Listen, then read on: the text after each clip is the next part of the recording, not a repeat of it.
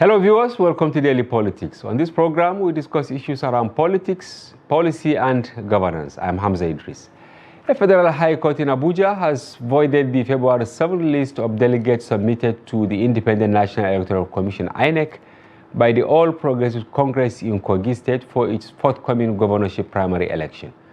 Justice James Omotosho, in a judgment on Wednesday, held that there was no evidence before the court to show that valid special ward congresses were held from which the said delegates emerged. Justice Omotosho also noted that the party failed to provide credible evidence that INEC monitored the said congresses and from which the names of the said delegates list were derived. The judge, who restrained INEC from accepting and acting on the said delegate list, said the APC in Kogi State still has an opportunity with the existing time frame to conduct valid special ward congresses to elect delegates who will elect the party's candidate for the governorship election. Also, the ruling APC and the Independent National Electoral Commission have urged the Presidential Election Petition Tribunal to dismiss the case brought by the Labour Party and its candidate, Peter Obi. In separate responses to Obi's petition, APC and INEC asked the court to deny all the relief sought by Obi and Labour Party, stating that the petition is groundless and lacks merit. Obi and Labour Party want the election petition to nullify the election of Senator Bola Ahmed Tinubu as president-elect and his running mate, Kashim Shettima, alleging rigging in 11 states and violations of electoral regulations by INEC. The APC and INEC argued that Obi's petition was defective, lacked specificity, and was hypothetical, making it ungrantable. On the program tonight, we are joined by a chieftain of the APC, Ambassador Musa Mohammed Soken. He was the coordinator of the Presidential Campaign Council, Taraba State Directorate of Northeast Grassroots Engagement and Orientation. He's also the President, APC Initiative for Good Governance. We are also joined by Kende Amodu, our in-house analyst here at Trust TV. Welcome to the program, gentlemen. Thank you very much. Yes, we'll go on a quick break, and when we return, the conversation commences. Stay with us.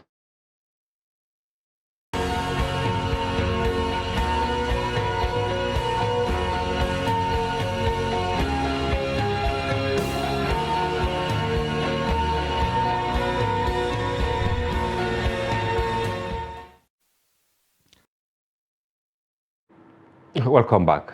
Ambassador, you have seen our tidbit at the court today that Justice Omotosho said APC, they don't have delegates for the primaries because they did not conduct valid delegate conference of sorts at the ward, local government, and then at the state level. Why is your party behaving like this? Let me start on a milder note. Well, this is party politics. And we are guided by rules and regulations. We have the Constitution, which is there to guide us. And as human, we are not infallible.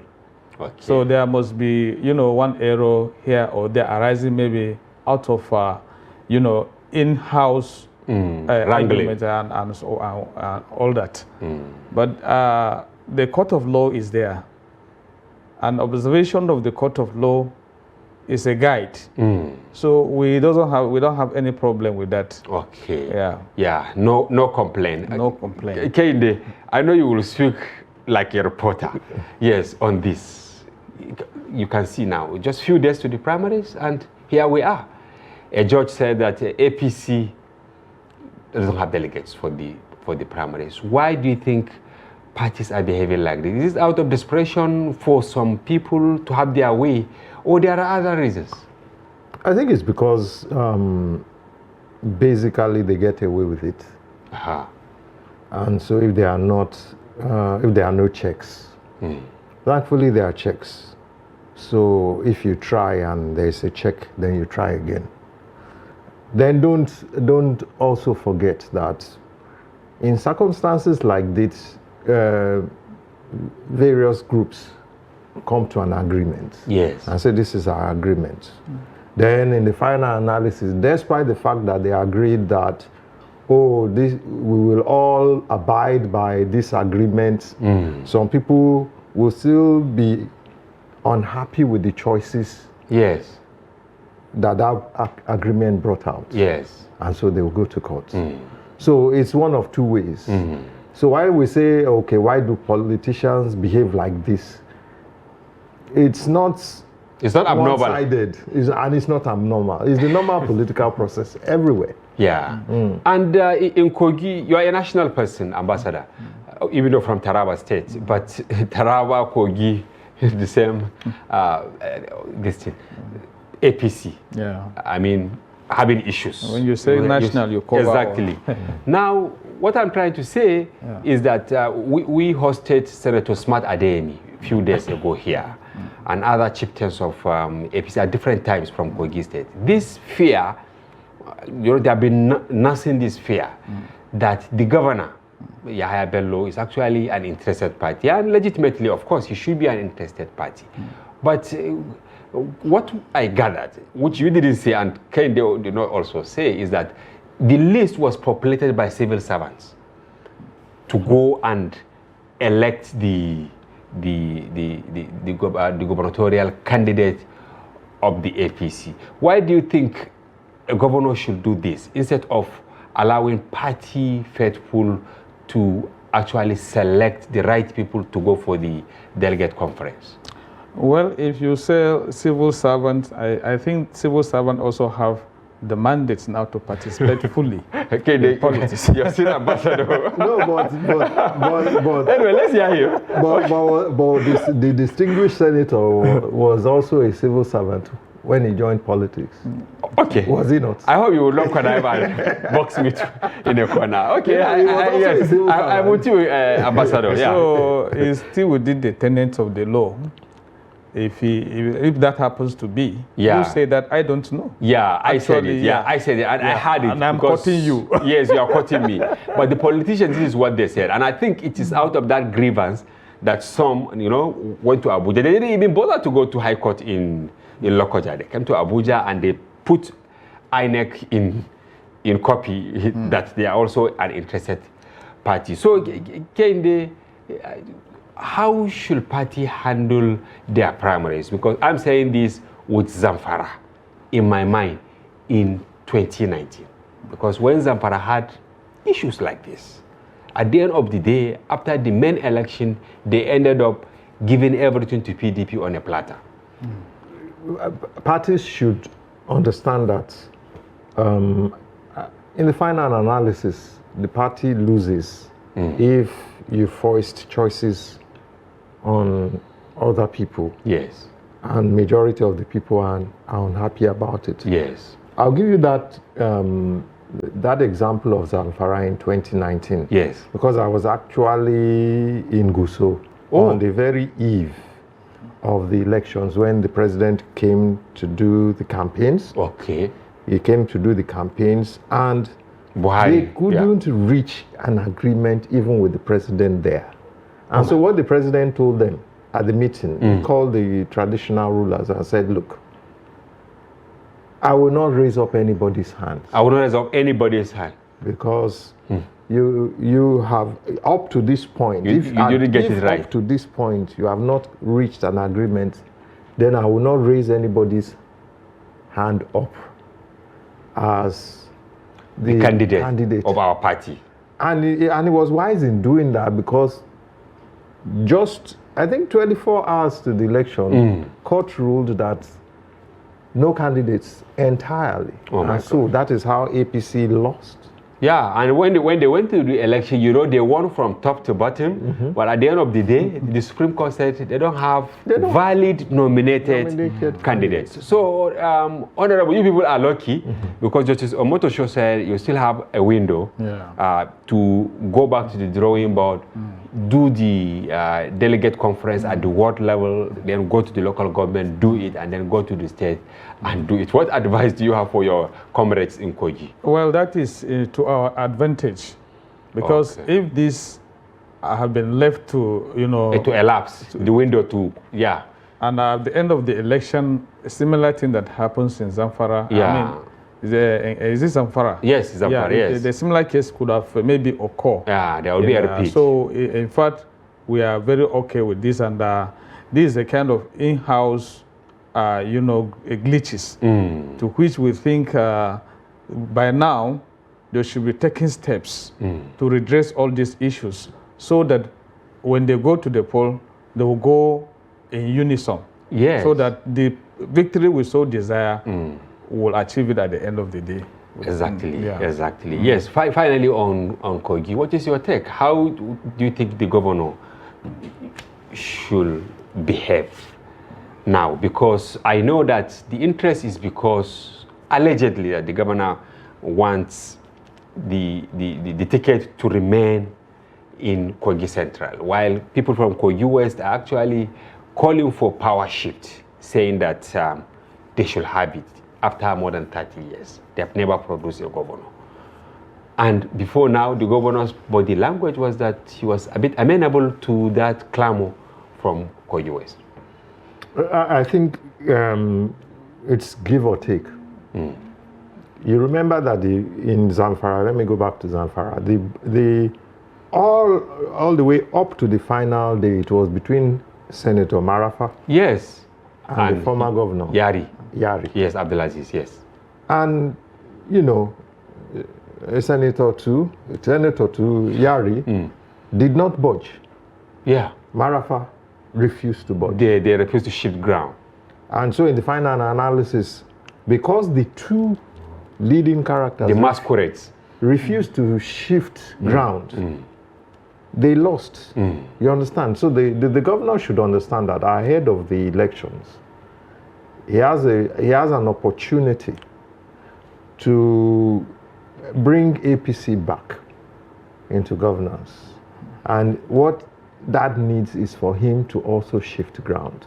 Yes. And come to the negotiating table. Because if you come to these elections with the mindset that I have the resources, I have the security, which is what he's thinking. Yes. In the final analysis, the other party too, the other... Some will rather spoil the beans. Yes. Yeah. Will do what is normal, is very popular now. Anti-party. Yeah, anti-party. And once they do that, I think they will give room to other parties, because we have quite a vibrant political parties now in almost all the states, including Kogi. Ambassador, I'm tempted because I'm much interested in Kogi. It's an off-season election which we are going to have. Is it that politicians forget history in a hurry? Because this time, 4 years back, it wasn't Yahya Bello who was on the ballot. It was Prince Abubakar Audu. Up till the last, in fact, the votes were cast, right? Yes. Then suddenly God took Prince Abubakar Audu. It wouldn't have been Yahya Bello now. So how do you think politicians should be behaving, irrespective of party leanings? I'm now just seeking your decision, because today I heard that in Bayelsa, PDP, they have already produced their candidates, just waiting for the D-Day to go to the polls. Well, this is a general, issue in politics, to which I think politicians should have a kind of rethink.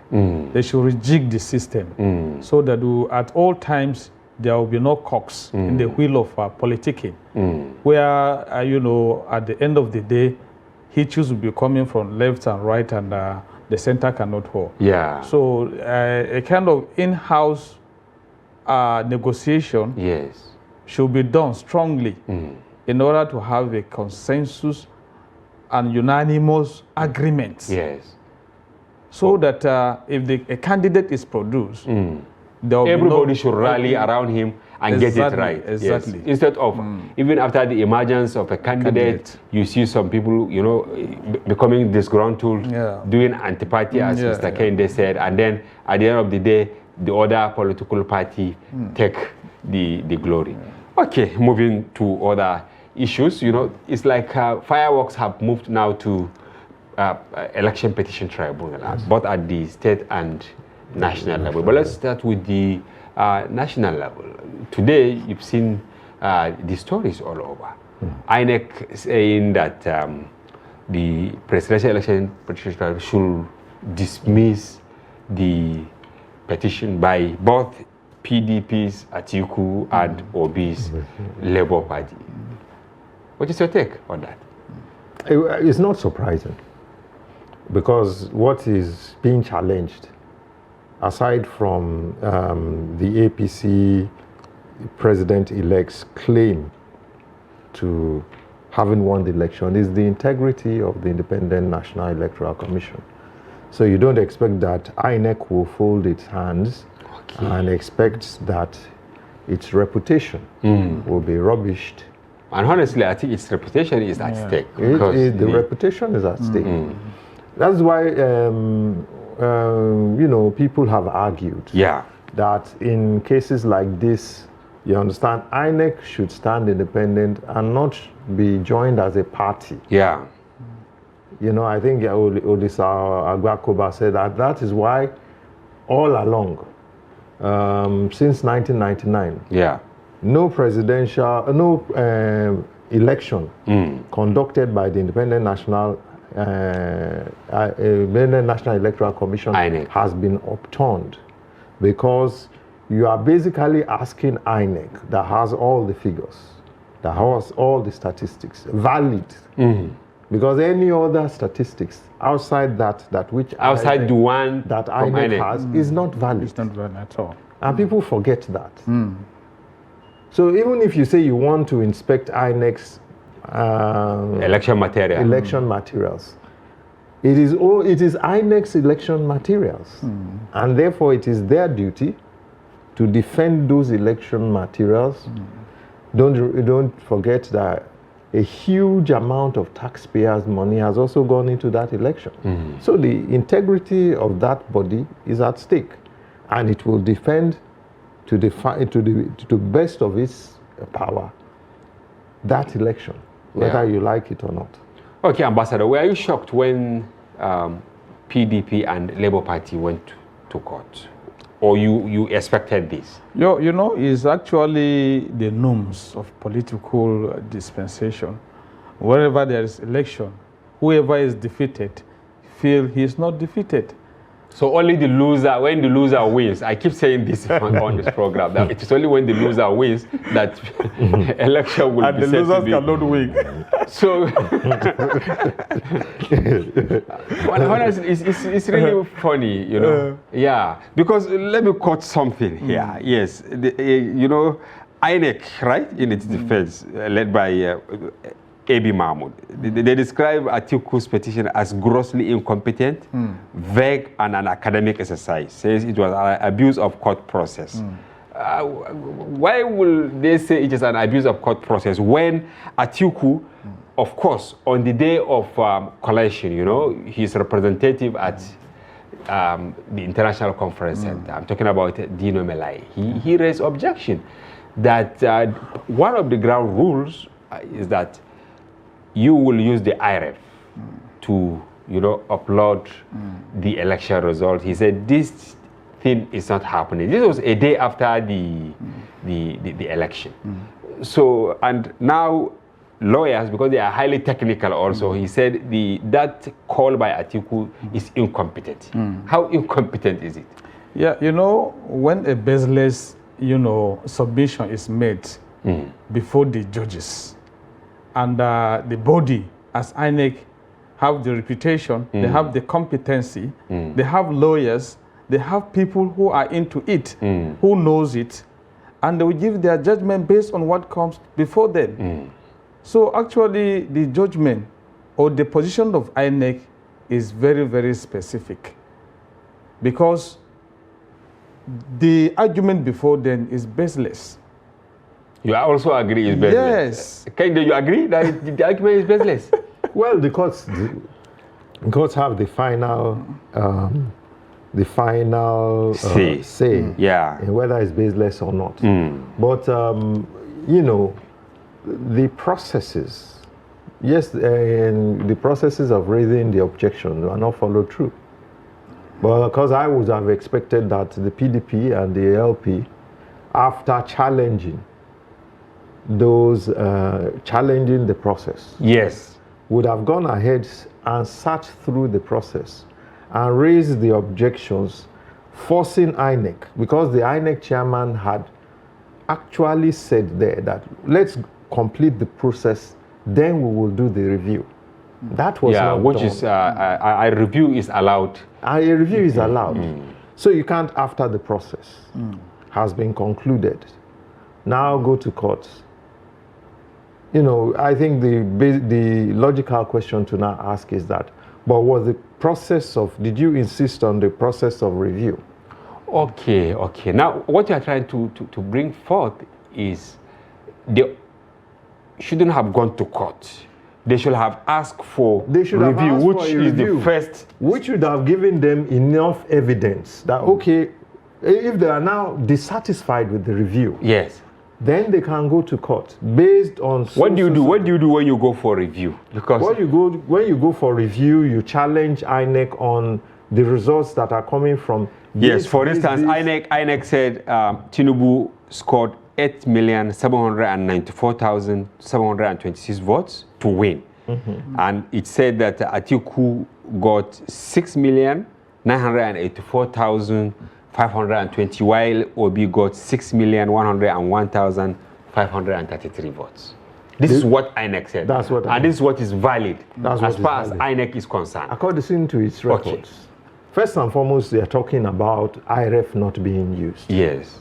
Which we have determined even on this program. Yes. Is that it's not, yes, INEC may have committed itself to using IREF. Yeah, but it was unable to due to certain reasons. It was unable to. And the Electoral Act backs INEC to use an alternative. To use any means to announce the results. There is provision for improvisation. Yes, any means. Yeah. That is what the Electoral Act. So, yes, the INEC may have made, and this is what is.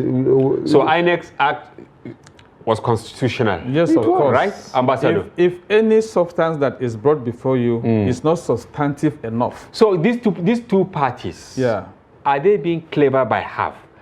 By jumping the review option and then going to court? Is it to distract attention, or they think they will get favorable judgment? Well, not only that, even when they have the review, the result of the review may not be different. It could still be the same. The same figures given by INEC. And maybe they foresee this. So that is why maybe they rush to court.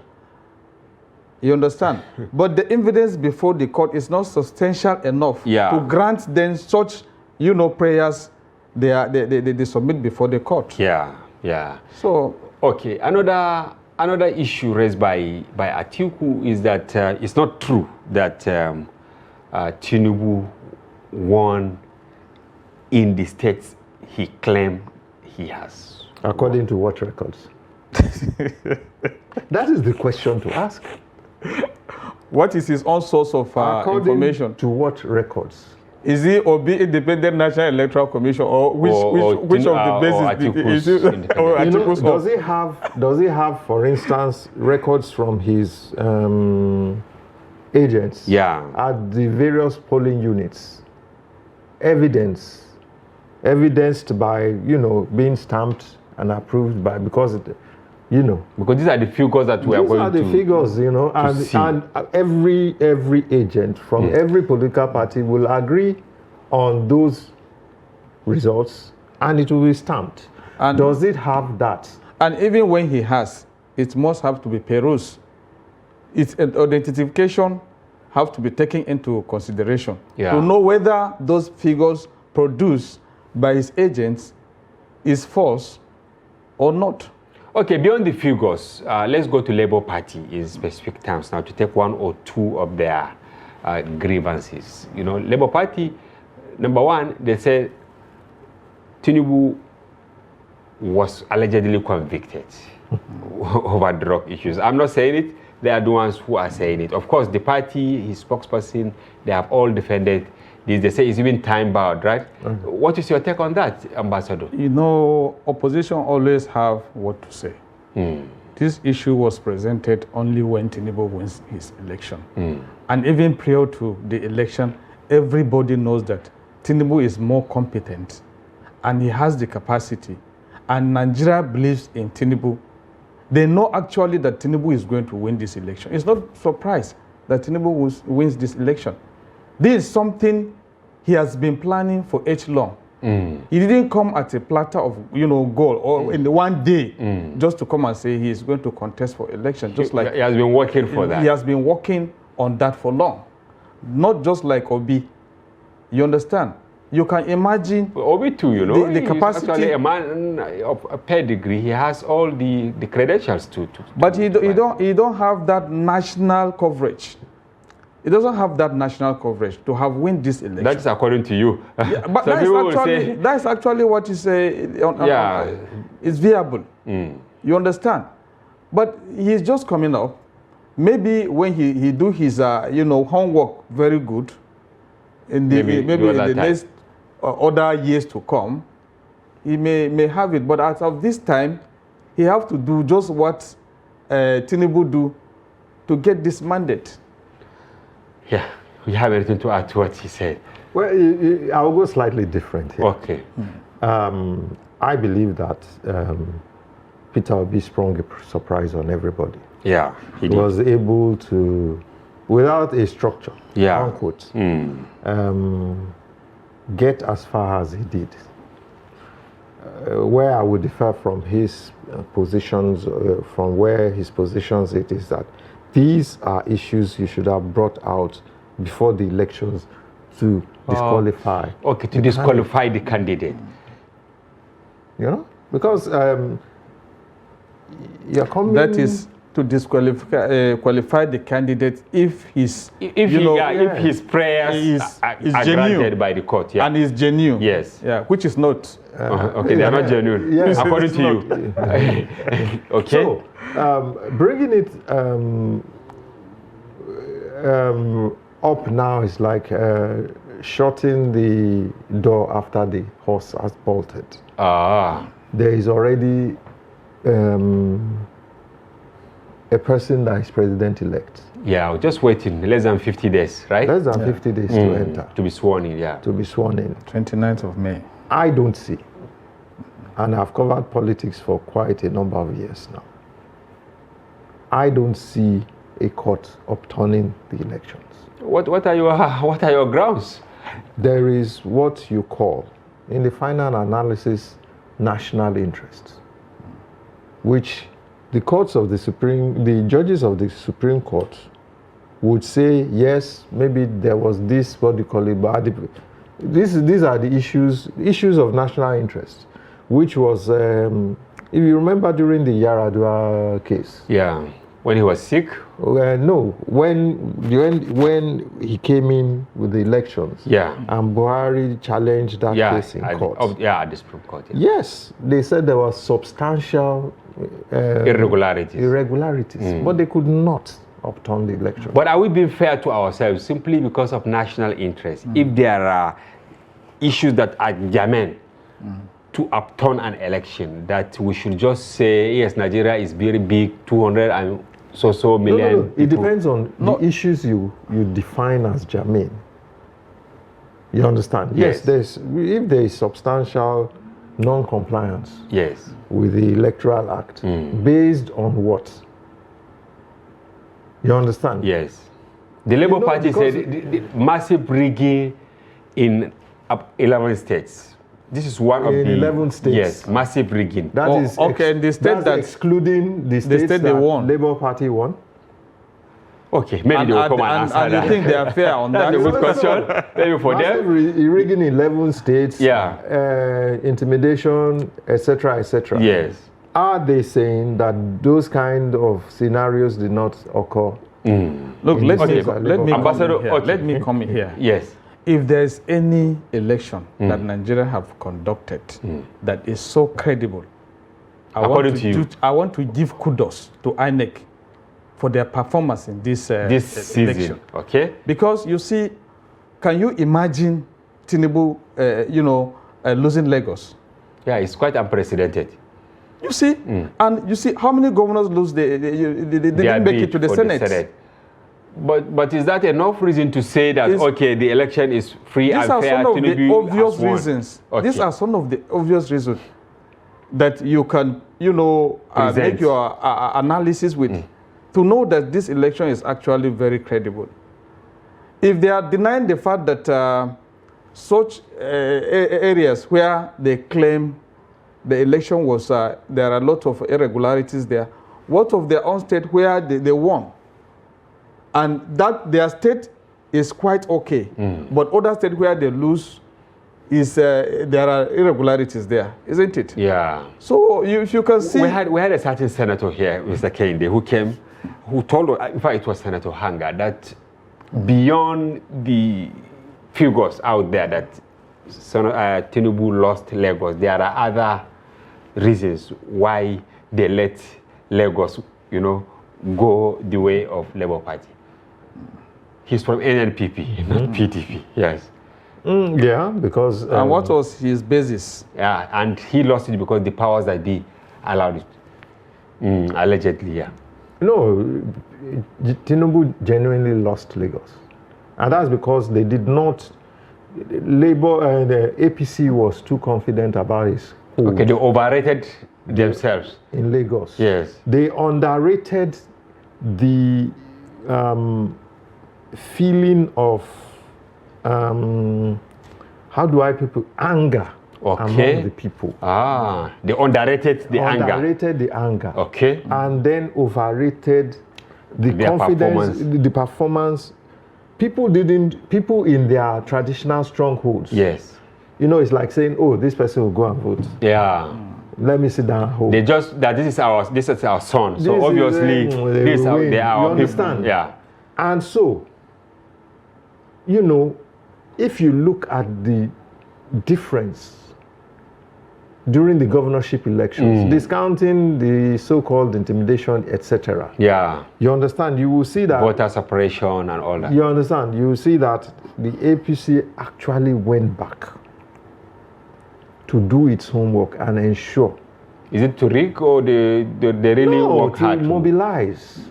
Ambassador, you didn't rig when you came for the governorship election, because he said you people overrated yourself, especially in your strongholds. And I can see even in Borno, for the first time during presidential election, the candidate could not even make the 300 benchmark. Before, 1,900,000 and all that. But this time around, less than 300 votes. That is why I tell you, this election is the most credible election Nigeria have ever recorded. Okay. Going by the premises of what occurred in the election, you can see the figures is contrary to what used to be. So that is to tell you genuinely, this election we have had an election very, this time around. Credible. Yes. It's election to believe on. And going by the issue of Lagos State, I think that is where the scholar called Tate Gore comes in. Just like my colleague here said, the issue of anger, depression and deprivation and things like that may actually lead to things like that. But at the same time, what actually took place in Lagos is very, very amazing, because of some things I wouldn't like to mention. You mentioned them. We are giving you the platform.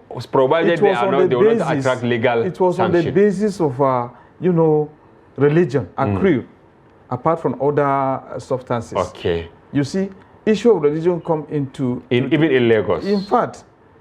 Is it that the Christian Yoruba did not vote for Tinubu? I'm telling you, prior to the election, I met with one Yoruba woman. She told me that they must make sure that Tinubu didn't get Lagos. But then, it's not on the same premises. Yeah. Because my belief is that Tinubu just let issues go. But then... You don't want to be volatile. In fact, if other things will be, considered, Tinubu actually won Lagos. You understand? Kende, you heard what he said. Should I allow him to answer what happened in Taraba and Yes, Borno, Yobe, of course, you escaped by the whiskers in Borno, but in Yobe, PDP defeated APC, right? In Yobe? Yes. PDP defeated APC for the first time. How do you come about that? Well, the figures are there, Honorable. But in Taraba, you are the one of the campaign coordinators there. Yes. What happened? Because we are trying to see how it is going to end at the presidential election tribunal. That's why I want to have the impulse in your state. Yeah. You think if they bring the figures from Taraba, they will show what actually happened? The figures are clear in favor of Tinubu? You will answer this, I think, maybe when we return from break. Yeah, viewers, please don't go away. We'll be back shortly.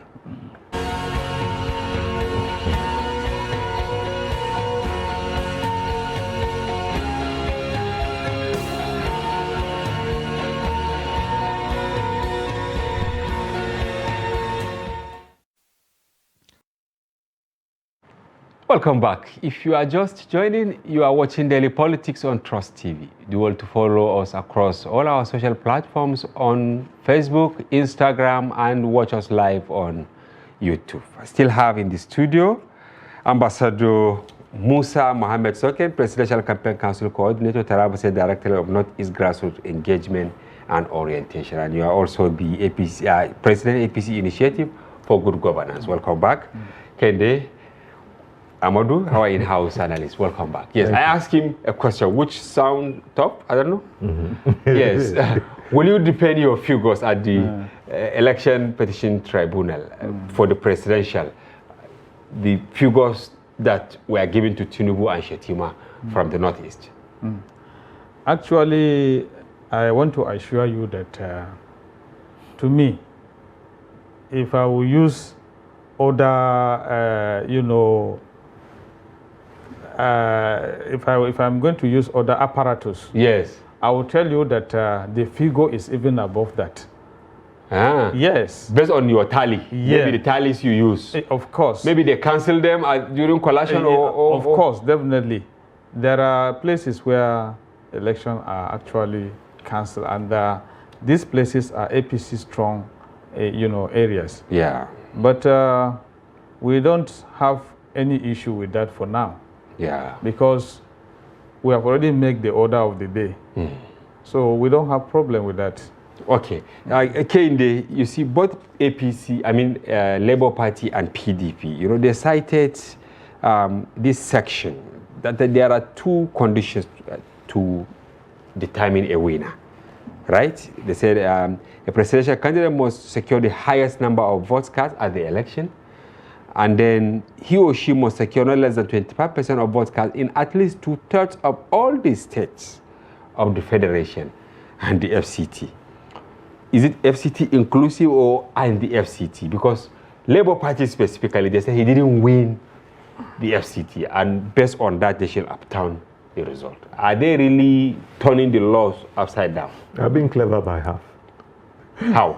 They're being clever by half. How? The FCT. Yes. You understand? Yes. When the drafters, and right up till now, yeah, when the government is going to do, is going to award contracts that will cut across states, you hear them say the 36 states. Yes. And the FCT. Yes. The understanding is that FCT is a state. It's not. Is a territory. Okay. It's not a state. With a state status or what? It's a territory, and the president is supposed to govern the FCT. Yeah, with the assistance of the minister or a mayor, as the case may be. But he now devolves his power to the minister of the Federal Capital Territory, who is an appointee. Yeah. You understand? Yeah. So the Federal Capital Territory is a territory. It's clearly mentioned. Territory. Clearly mentioned is a territory. It's not a state. It's not removed. So if you win 2/3 in 36 states, yes, the idea is that the Federal Capital Territory is included. It's not taken out. Even though he even won more than 25 states, right? Yes. Almost 28 or 28 states. He won in 29. So if he won 2/3, you understand, in 28 states, then you say he will not be declared winner because he didn't win 2/3 in FCT. It's just being clever by half. Are you on the same page with what Ken said? Actually. So you think that prayer would not be granted At by all. the... It will not. At all. It will not. It really doesn't make sense. It's substantial. You understand? It's what politicians do. Everybody looks for technicalities. Okay, on the other side, of course, APC, they said Labour Party candidate did not even qualify. They cited some sections of the Electoral Act that has to do with registration. That ahead of primaries, 1 month to the primary, I think subsection 3, ahead of the primary, 1 month to the primaries, you have to submit all the soft copy and the hard copy of the register that has the names of all your members and all that. And Peter Obi is all on that. Do you think this is not pedestrian prayer by your party at all to disqualify a presidential candidate? No, it's very glaring clear. The Constitution is there.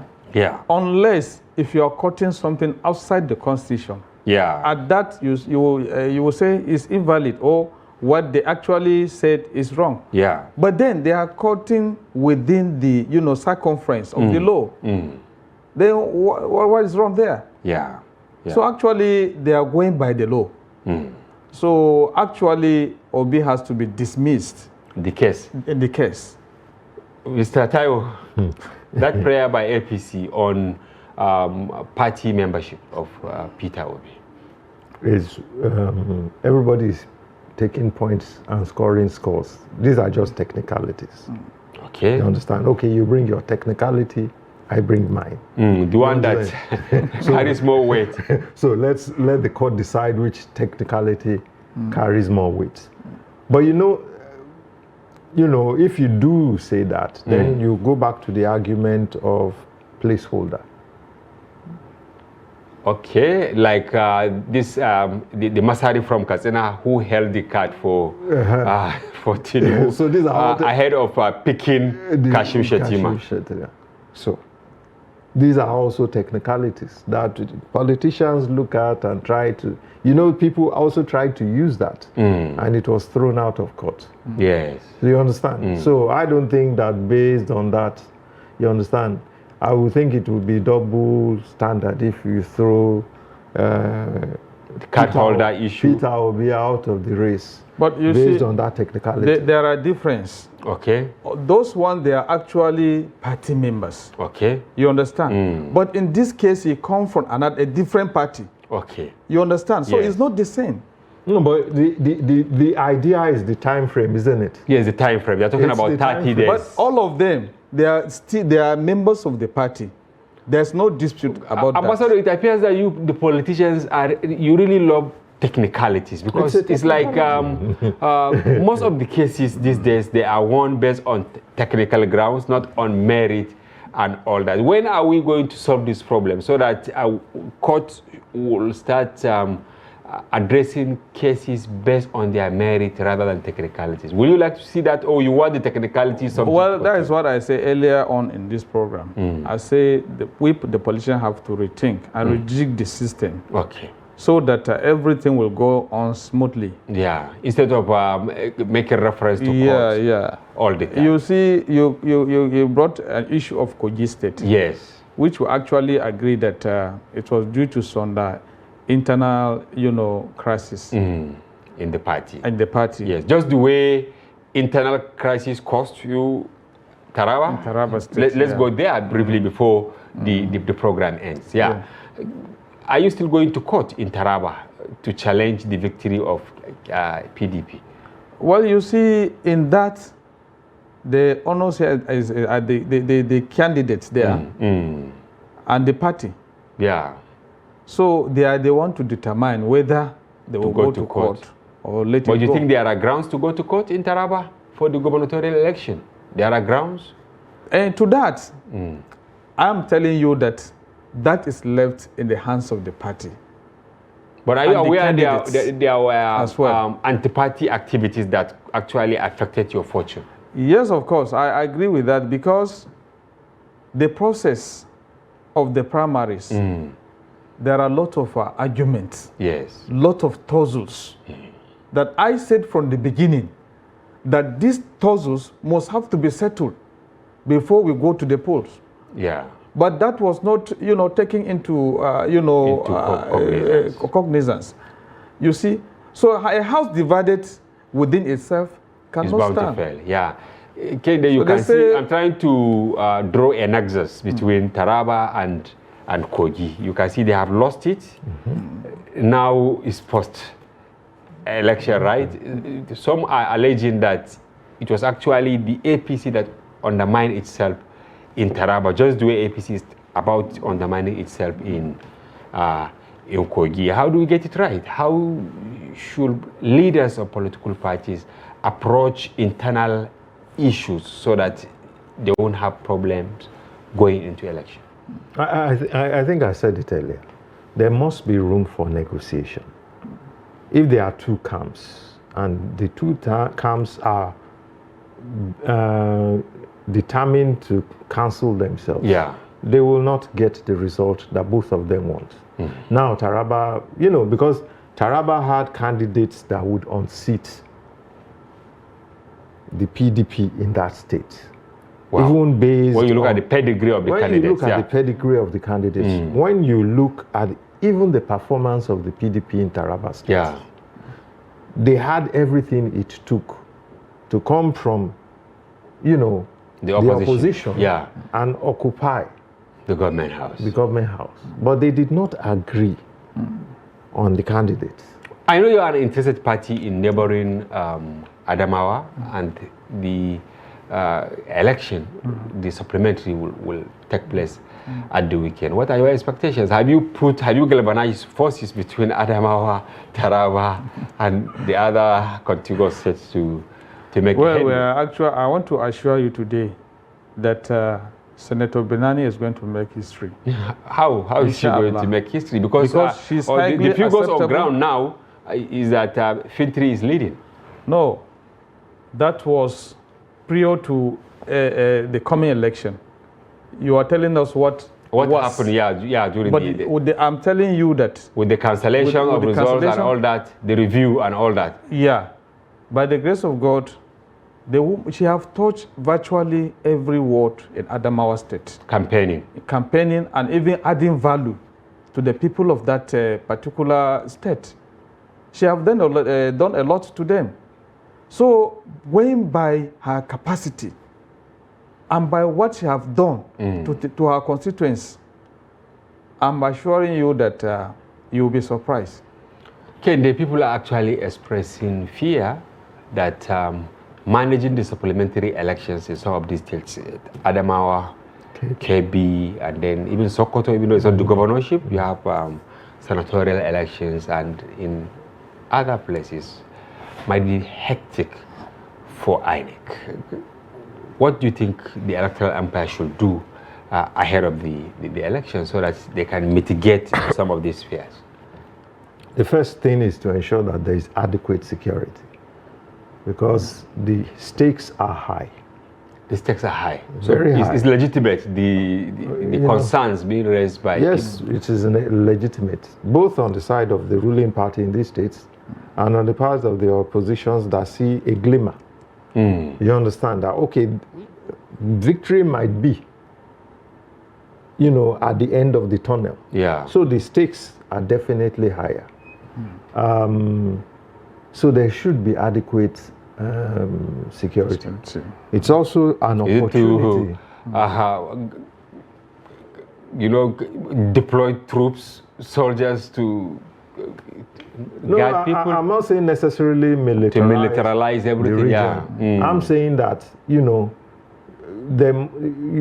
there has to be this proactiveness by government and the security agencies to know that the stakes in these elections are high. Okay. And there must be adequate preparations to counter anything that might happen. Yes. Ambassador, this claim that based on culture and religion, the pendulum will not swing in the direction of Binani. You see, that is the mistake people are doing. Okay. We are in a democratic system. And I think Section 14 of the Constitution of the Federal Republic of Nigeria, Article 15, and thereabout, state clearly the issue in discrimination based on the issue of gender. If we are actually in a democratic society, an egalitarian society, then this issue shouldn't arise. This woman have the competency to handle that state, to take it to the higher level of development, where the people will feel the impact of governance. So you expect the people of Adamawa to actually do the right thing, irrespective of religion? We are quite aware. In 30 seconds, because we have run out of time. We are very quite aware of some, conspiracy. To undermine within the party. But I'm advising that they should all come together. They should know that if the party wins, it's to their own advantage. All right, thank you very much, Ambassador Musa Zoke, Presidential Campaign Council Coordinator, Taraba State Directorate of Northeast Grassroots Engagement and Orientation, for coming to the program. We thank you once again, and we hope to have you again. Kendi Abodu, our in-house analyst. We thank you for your informed perspective. And that's a wrap on today's program. Viewers, thanks for watching, and do join us again. I'm Hamza Idris.